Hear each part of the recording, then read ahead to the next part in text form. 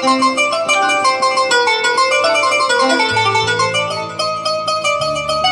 عليكم ورحمه الله وبركاته. ازيكم يا حبايبي؟ كل سنه وانتم طيبين يا رب، ورمضان كريم علينا وعليكم وعلى الامه الاسلاميه جميعا يا رب العالمين. النهارده بقى عندي عزومه، فلازم اجهز نفسي واحده واحده بالورقه والقلم علشان انجز في وقتي ونقدر نعمل عزومه مشرفه. جبت طلباتي، نزلت السوق قبلها بيوم. النهارده هعمل لكم تحضيرات قبل العزومه بيوم. جبت طلباتي، جبت الخضره، شوف انا هعمل اكل ايه، وجبت كل طلباتي، جبت اللحوم، جبت الفراخ، جبت الخضره بتاعت الطماطم، الليمون، كل ما هحتاجه في العزومه بتاعتي، المشروم، الفراخ، كل حاجه جهزتها جبتها من السوق النهارده، وهنبتدي ونشوف واحده واحده. بسم الله، توكلنا على الله. دول كده يا حبايبي فرختين كبار، الواحده معديه 3 كيلو. انا عايزه اشويهم في الفرن. هينفع يتشووا؟ هينفع يتشووا. هشويهم في الكيس الحراري، هعملهم معامله الديك الرومي ويبقى حلوين وشيك جدا جدا على السفره. الديك الرومي دلوقتي غالي شويه، الفراخ الكبيره هتقوم بنفس بس دي مش كبيره عجوزه، لا هي كبيره في الوزن. الواحده معديه 3 كيلو. اول حاجه عملتها غسلتها غسله نظيفه، وايه هعمل لها محلول النقع كده يا حبايبي. ده محلول النقع بتاعي، عباره عن نص كوبايه سكر، نص كوبايه ملح، برتقانتين عصرتهم وحطيت القش بتاعهم، 3 4 ليمونات عصرتهم وحطيت القش بتاعهم، حبهان على لورا مطحون، جنزبيل مطحون، فلفل اسود. هحط عليهم ميه واحط الفرختين واسيبهم يتنقعوا بقى ايه زي ما انا عايزه، ليله كامله 6 ساعات زي ما انا عايزه. دلوقتي حبايبي ما شاء الله تبارك الرحمن، زي ما قلت لكم عملت محلول النقع، حطيت الفرختين بتوعي فيهم، طبعا غسلهم غسله كويسه، هسيبهم بقى يتنقعوا زي ما انا عايزه ليله 6 ساعات، وبعد كده هنعمل لهم التتبيله برده اللي هيتنقع فيها شويه. كمان هحط نص كوبايه خل يا حبايبي، ده محلول النقع بتاعي. يا حبايبي هعمل خلطه ورق العنب. انا حطيت 3 بصلات دبلو، انا مش هحمر دبلو، معايا 3 4 قرون فلفل حار حسب انت بتحبيه ايه، وتوم وراس توم هنزلها على الفلفل، اشم ريحه الفلفل والثوم وانزل بالطماطم بتاعتي. دلوقتي يا حبايبي هحط له التوابل، كزبره، فلفل اسود، كمون، المحشي بيحب الكمون، ومعلقه من النعناع، وهنزل بالملح بتاعي، اسيبها بقى تتسبك وبعد كده يبقى نشوفها. دلوقتي يا حبايبي هعمل التتبيله بتاعت الفراخ. طبعا احنا نقعنا في ايه، في محلول النقع. هناخدها بقى ونتبلها بالتتبيله دي. معايا معلقتين صلصه، معلقتين من الباربيكيو، معلقتين من دبس الرمان، معلقتين من المستردة،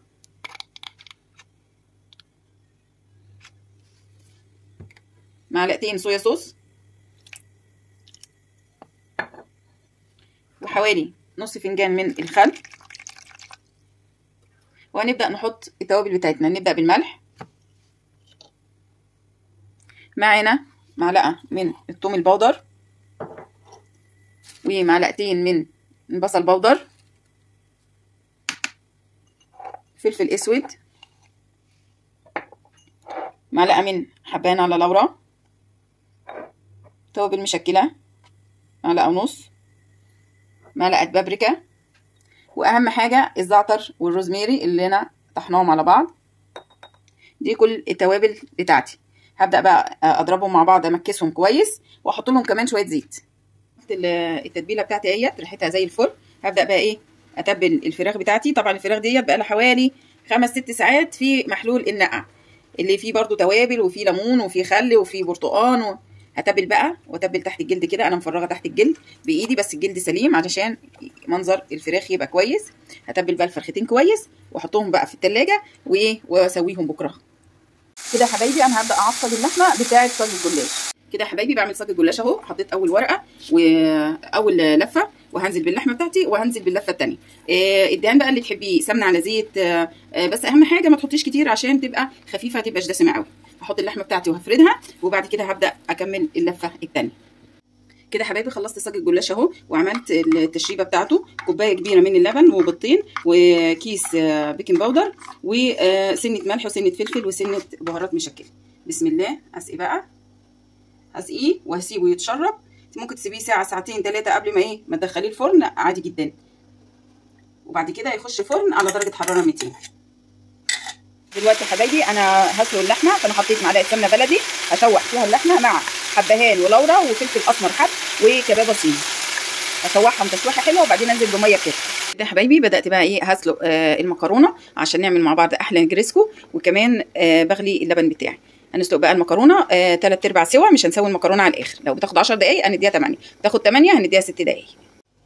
دلوقتي يا حبايبي هدي مكونات النجريسكو. معايا الزيتون اسود واخضر لو اي لون فيهم زي الفل. معايا شرايح من الفراخ، معايا شرايح من المشروم. لو فريش طبعا هيبقى احسن، بس انا ما لقيتش فريش. ومعايا جبنه موتزاريلا وجبنه رومي، ومعايا مكرونه بنه. ممكن تعمليها الاساس بتاع مكرونه شرايط، بس انا بستسهل البنه. ومعايا طبعا فصين توم. هنبدا يلا بسم الله. طاسه سخنه على النار، حطيت معلقه سمنه بلدي وهنزل بالفراخ بتاعتي اشوحها لغايه ما تبدا لونها يتغير، وبعد كده نشوف هنعمل ايه. كده يا حبايبي الفراخ بتاعتي اتشوحت اهي، ما فيهاش ميه ولا اي حاجه. هنزل بفصين توم، فصين بالعدد، ما نكترش في التوم. انا عايزه ريحه خفيفه كده، ريحه جايه من بعيد. مكعب مرق، وهنزل بالمشروم بتاعي بسم الله. وهبدا انزل بالتوابل بتاعتي، هديها بس تقليبه طبعا عشان انا مش عايزه التوم ياخد لون، ده هو بس ريحه ريحه جايه من بعيد كده، بيطعم معايا النجريسكو وبتخليها حلوه قوي. هبدا اديها توابل، ربع معلقه حبان على لورا، معلقه فلفل اسود، والمهم عندي رشه من جوز الطيب، والاهم الزعتر، معلقه من الزعتر. تفركي معلقه من الزعتر بيدي للنجريسكو ريحه وطعم خرافي. وهنظبط الملح بتاعنا. انزل بالفلفل الالوان بتاعي، ده فلفل متفرز، بتحطيه ما بتفكوش عشان لو فكتيه هتبقى انت بوظتيه، بتحطيه وهو متلج كده مع الخلطه بتاعتك. ونحط الملح. الزيتون بعد ما يستوي الفراخ والمشروم والفلفل. كده يا حبايبي خلاص الخلطه بتاعتي دي استوت اهي زي الفل. هنحط لها بقى بقيه الاضافات. كده يا حبايبي دي الفراخ اللي انا تبلتها للشوي. انا عندي حامل من بتاع شوي الفراخ زي ما انتم شايفينه كده. حطيت الفرخه عليه، ومن الجناح هبدا احط لها خله كده، امسك الجناح في الصدر علشان الفرخه بتاعتي لما تستوي يبقى شكلها كويس مش متبهدله بالمنظر ده. وكمان من الورك برضو احاول امكنه مع الصدر كده برضو عشان يبقى الفرخه بتاعتي شكلها حلو. واحطهم جوه الكيس الحراري، وابدا ادخلهم على فرن سخن واسيبهم. كل كيلو هياخد نص ساعه شوي، كل كيلو من الفراخ هياخد نص ساعه شوي. كده يا حبايبي دخلتهم الفرن بالمنظر ده، وهسيبهم بقى لما يستووا نشوفهم مع بعض. حبايبي المكرونه والخلطه اللي انا عملتها، وهنزل بالزيتون، شرايح الزيتون، وكمان هديها شويه من الموتزاريلا وشويه من الجبنه الرومي في قلبها، وهقلبها تقليبه كويسه وابدا اعمل الطاجن بتاعتي. دلوقتي يا حبايبي هنعمل مع بعض احلى طاجن باميه اتاكليه. معلقه سمنه حلوه كده محترمه، نزلت بالبصلايه تدبل معايا بسيط. هنزل ب3 فصوص من الثوم، ما كترش عن كده، وقطعه من الهريسه، وانزل بالباميه بتاعتي. الباميه بتاعتي مفرزه، هشوحها مع البصله والثومه والهريسه قبل ما انزل بالصلصه بتاعتي. انزل معلقتين هريسه، وانزل بالباميه بتاعتي اشوحها، وبعد كده انزل بالصلصه بتاعتي. دلوقتي هديها عصره ليمونه عشان تفضل الباميه بتاعتي خضراء وجميله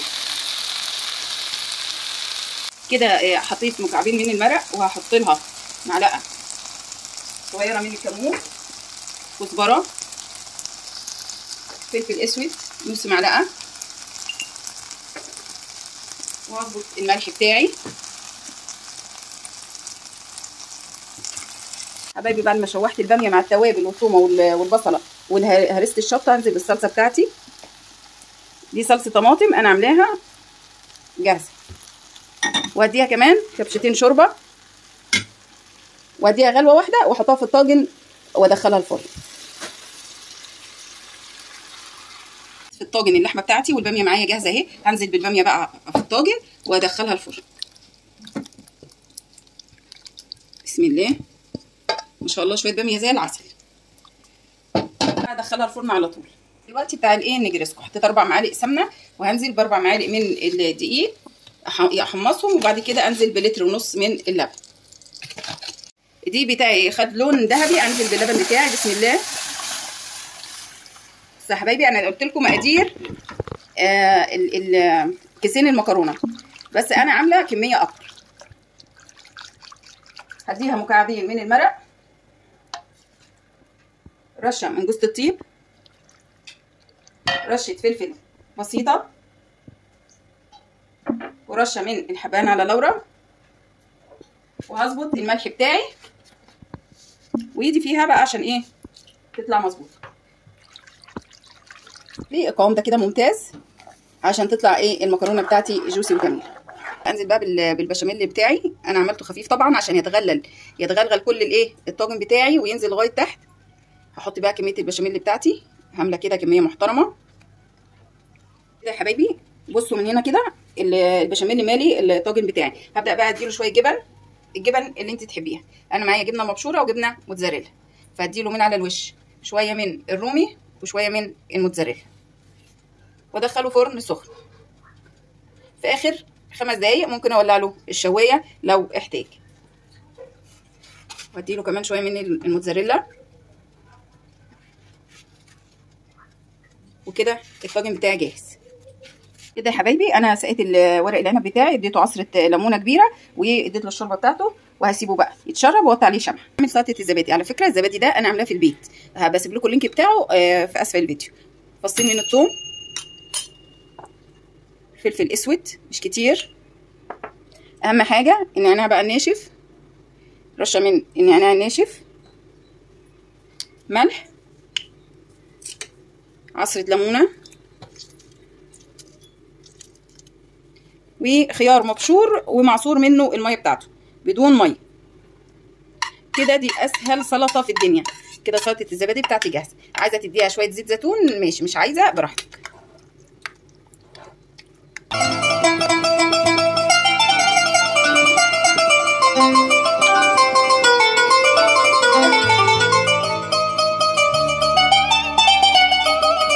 بصوا يا حبايبي الفرخه ما شاء الله تبارك الرحمن دابت دابت دابت، يعني العظم طلع بصوا والفخذ اتخلع.